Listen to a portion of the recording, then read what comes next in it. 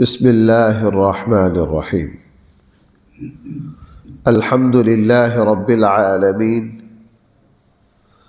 والصلاة والسلام على سید المرسلین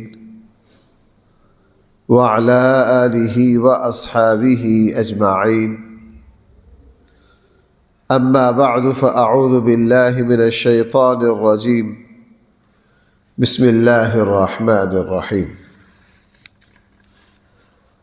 اذلک خیر نزلا ام شجرۃ الزقوم انا جعلناها فتنة للظالمین انها شجرۃ تخرج في اصل الجحیم طلعها كأنه رؤوس الشياطين فإنهم لآكلون منها فمالئون منها البطون ثم إن لهم عليها لشوبا من حميم ثم إن مرجعهم لإلى الجحيم إنهم ألفوا آباءهم ضالين فهم على آثارهم يهرعون وَلَقَدْ ضَلَّ قَبْلَهُمْ أَكْثَرُ الْأَوَّلِينَ وَلَقَدْ أَرْسَلْنَا فِيهِمْ مُنذِرِينَ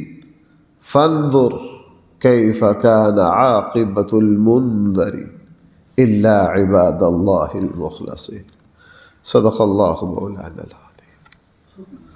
پچھلی آیات میں اللہ تعالی اپنے بندوں کو، اللہ تعالیٰ اپنے فرما بردار بندوں کو کن نعمتوں سے نوازیں گے، ان کی کیسی میزبانی فرمائیں گے، اور ان کو شاہی مہمانوں سے بڑھ کر اللہ تعالیٰ کون کون سے عزتوں سے نوازیں گے۔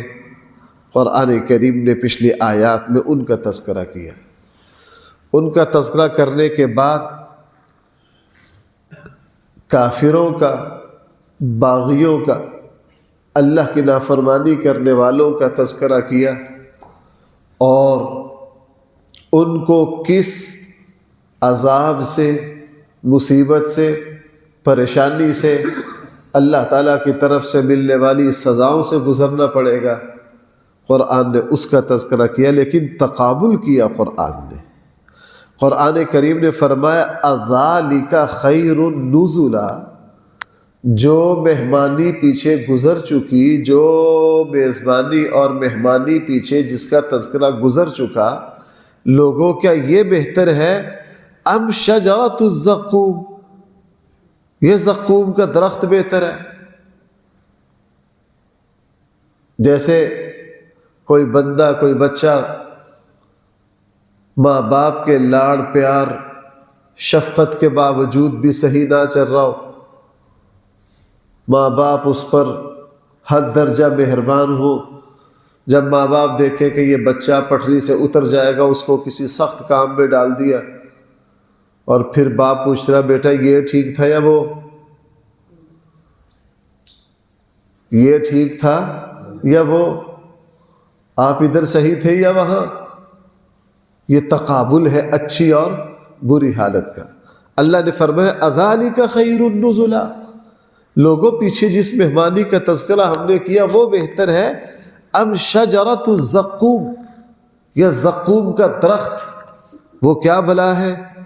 قرآن نے فرمایا انا جعلناها فتنة للظالمین، بے شک ہم نے اس درخت کو آزمائش بنایا ہے ظالم اور کافروں کے لیے۔ کیسے آزمائش بنا؟ جس وقت قرآن کریم نے سورہ دخان میں، سورہ واقعہ میں، سورہ بنی اسرائیل میں، اور یہاں زقوم کے درخت کا تذکرہ ہے، اور قرآن نے فرمایا یہ درخت آگ سے اگے گا۔ کہاں سے اگے گا؟ آگ سے۔ اور یہی الفاظ آ رہے ہیں کہ اس کے جو پتے ہوں گے وہ شیطان کے سر کی طرح ہوں گے، یعنی بہت زیادہ خوفناک اور بدنما ہوں گے۔ جس وقت اللہ تعالی نے یہ بات ارشاد فرمائی سورہ دخان میں ان شجرۃ الزقوم طعام اثیم کالمہل یغلی فی البطون کغلی الحمیم، تو اس وقت کافروں نے مذاق اڑایا، کیسے نادان ہے. کہتے ہیں جی آگ سے درخت اگے گا. بھلا آگ سے بھی کوئی درخت اگا؟ بھلا آگ سے بھی کبھی کوئی؟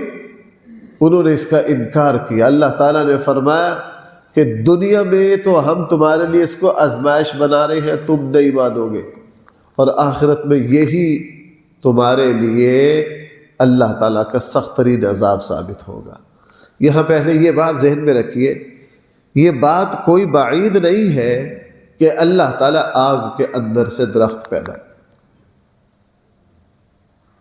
اس زمانے کے کافروں نے، بلکہ پچھلی صدی کا پچھلا جتنا زمانہ ماضی تھا، اس میں قرآن کی جن آیات کا سختی سے انکار کیا گیا، ان میں سے ایک یہ بھی ہے کہ جی آگ کے اندر سے درخت کیسے پیدا ہو سکتے ہیں؟ پانی کے اندر بھی درخت پیدا نہیں ہو سکتا. آپ کو پتہ ہے جب ہمارے یہاں برسات آتی ہے، پانی زیادہ ہو تو بھائی ساری فصل گل سڑ جاتی ہے کہ نہیں؟ لیکن اب سمندر کے اندر، سمندر کی تہوں میں درخت ہیں، پہاڑ ہیں. صرف درخت نہیں، جو کچھ زمین پر ہے وہی پانی کے نیچے ہے. جس طرح ہزاروں لاکھوں درخت زمین پر ہے، بھائی وہی کیا ہے؟ سمندر کے اندر ہے.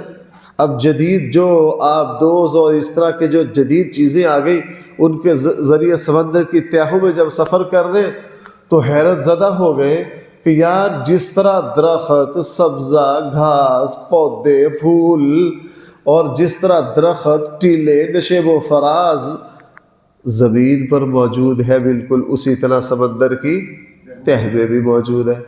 اچھا بھائی پہلے تو مانتے نہیں تھے، پہلے تو یہ کہتے تو پانی کے اندر درخت اگ نہیں سکتا، جب ڈوب جائے گل جاتا ہے. اب آگے بڑھے، اب افریقی ملکوں میں دکھا دیا، خود انہوں نے دکھایا کہ ایک پودا ہے وہ آگ کے اندر اگتا ہے.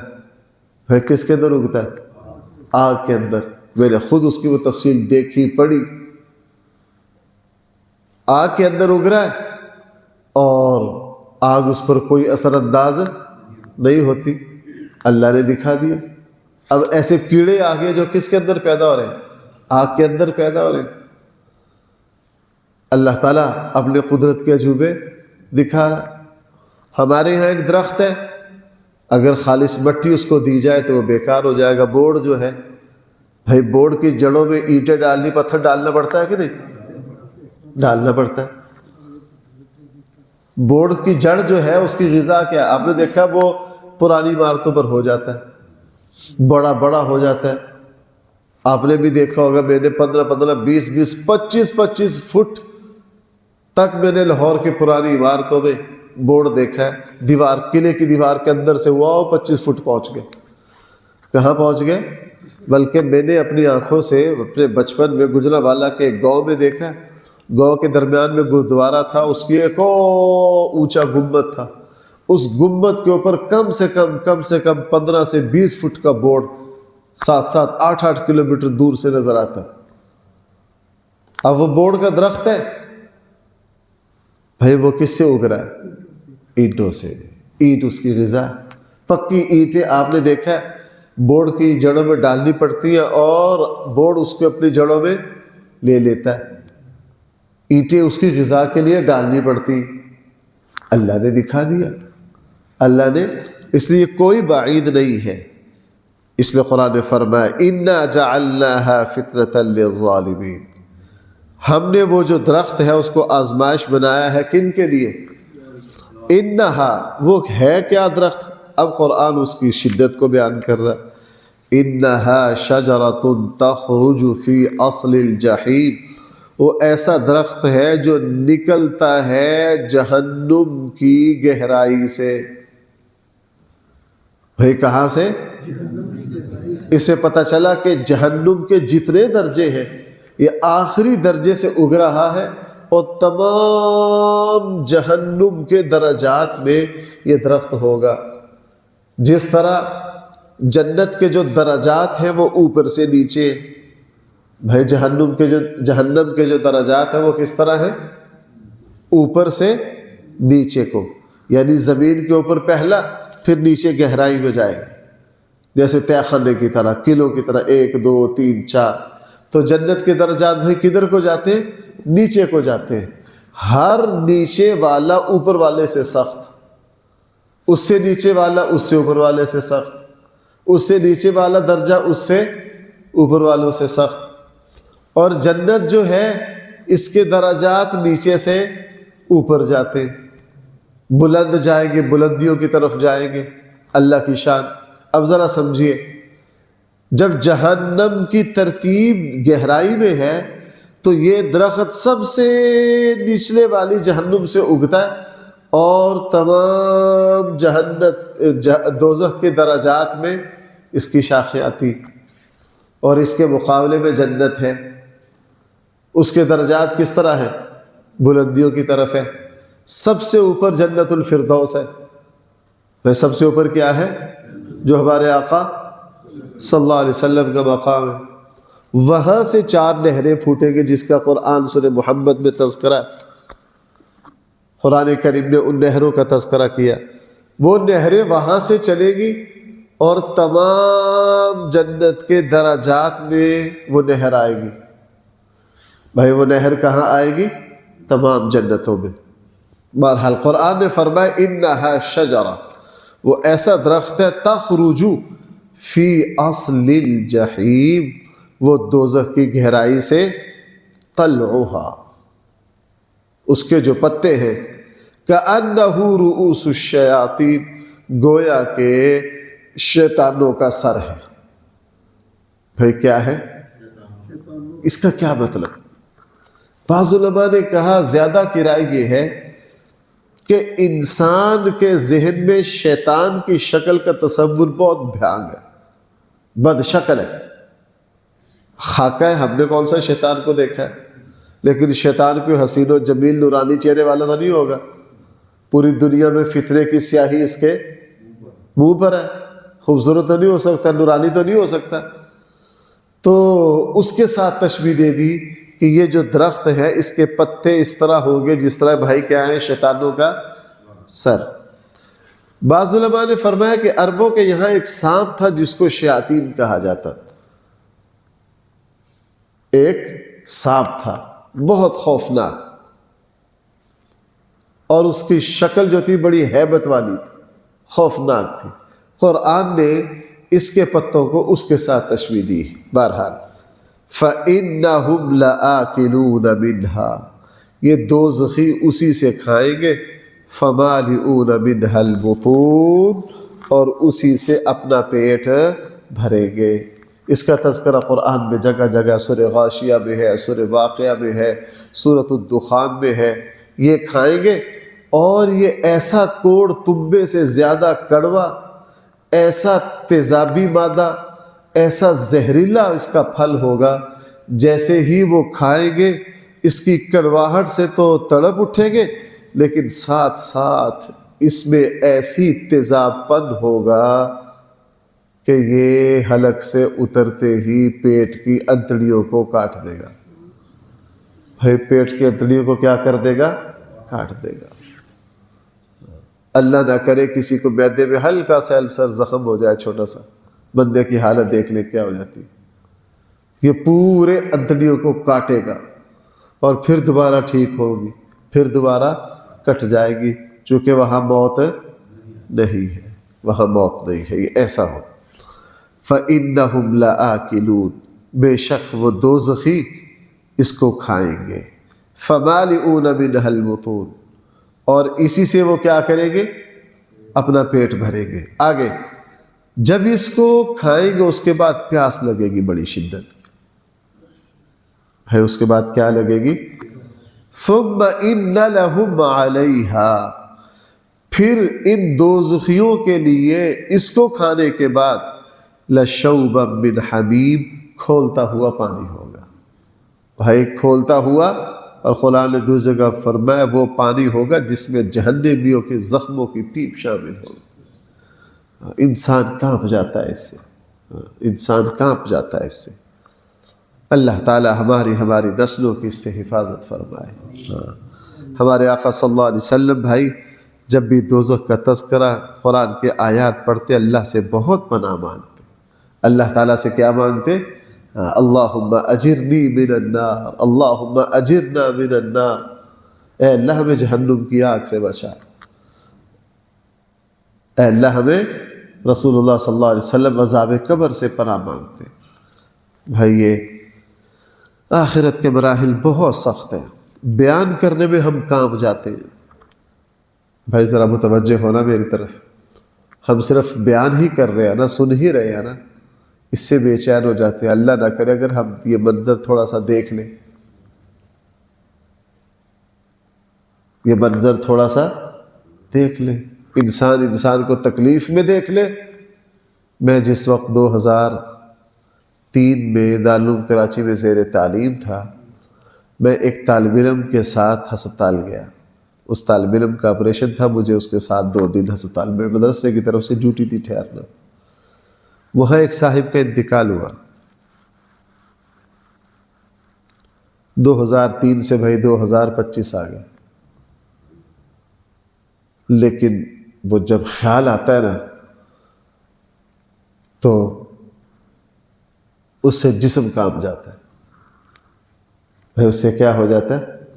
جسم کانپ جاتا ہے۔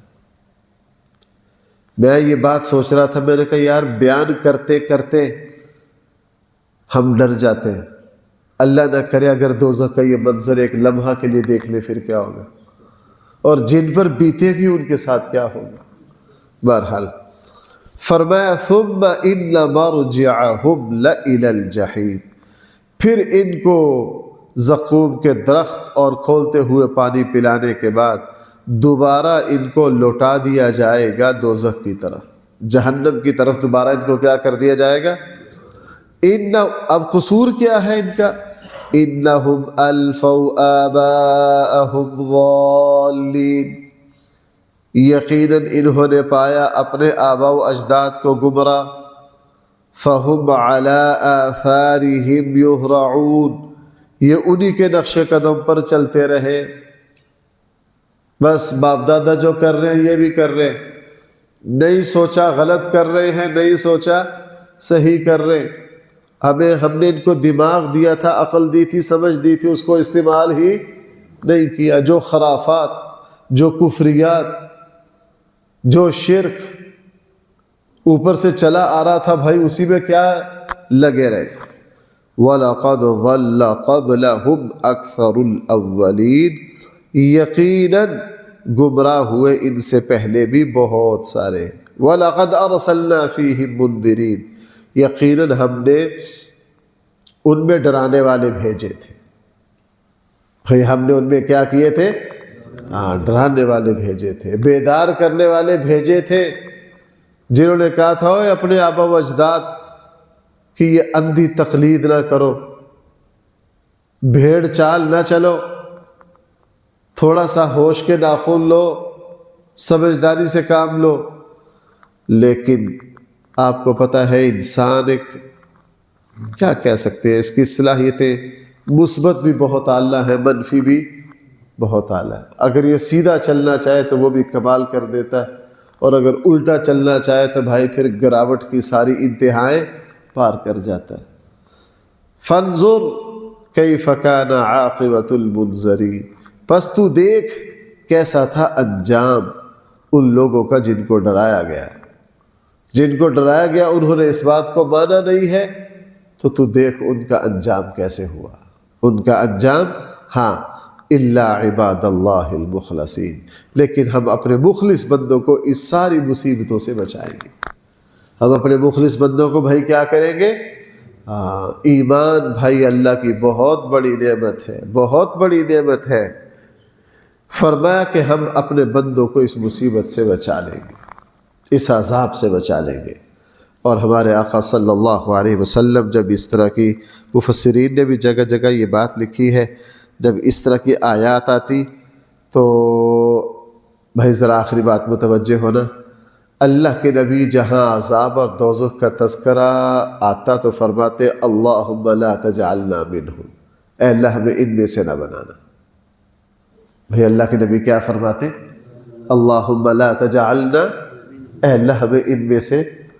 اور جہاں اہل جنت کا تذکرہ آتا فرماتے اللہم جعلنا منہم، اے اللہ ہمیں بھی ان میں سے بنا دے، ہمیں بھی ان میں سے۔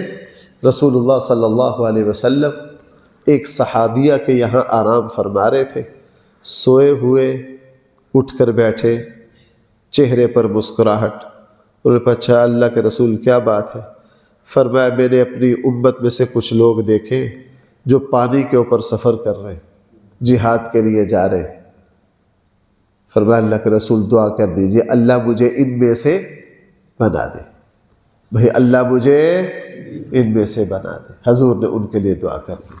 میں عرض یہ کرنا چاہتا ہوں، حضور علیہ السلام آپ کے صحابہ کا طریقہ تھا، جب بھی بھلے لوگوں کا تذکرہ ہوتا فوراً دعا کرتے ہیں اللہ ہمیں ان میں سے بنا دے، اور جب بروں کا تذکرہ ہوتا تو فوراً کیا کہتے ہیں اے اللہ ہمیں ان میں سے۔ قرآن نے بھی بات ارشاد فرمائی ربنا لا تجعلنا فتنة للقوم الظالمین ونجنا برحمتک من القوم الکافرین۔ قرآن نے بھی بات ارشاد فرمائی۔ اللہ تعالی ہم سب کو خیر عطا فرمائے، اور اللہ تعالی آخرت کی مصیبتوں سے ہم سب کی حفاظت فرمائے۔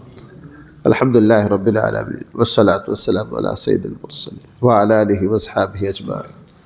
ربنا آتنا فی الدنیا حسنہ وفی الآخرة حسنہ وقنا عذاب النار۔ صلی اللہ تعالی علی خیر خلقہ سیدنا مولانا محمد وآلہ واصحابہ اجمعین برحمتک یا رب۔